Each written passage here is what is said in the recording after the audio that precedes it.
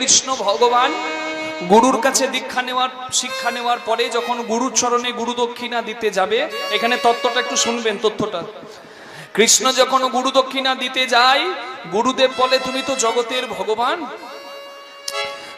তোমার কাছে আমি গুরু দক্ষিণা নেব যদি তুমি আমার হারিয়ে যাওয়া ছেলে মধুকে এনে দিতে পারো। কৃষ্ণ ভগবান সন্ধান করতে লাগলেন গুরুপুত্রের। জানতে পারলেন শঙ্খাসুর নামে দৈত্য গুরুপুত্রকে হরণ করে নিয়ে গিয়েছিল। এখন গুরুপুত্র আছে যমলোকে, যমের ঘরে।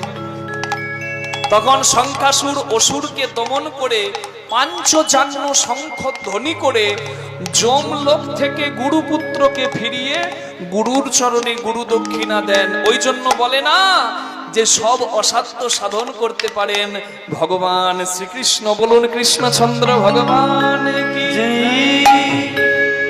কৃষ্ণ হলেন পরবর্তীকালে দ্বারকার রাজা।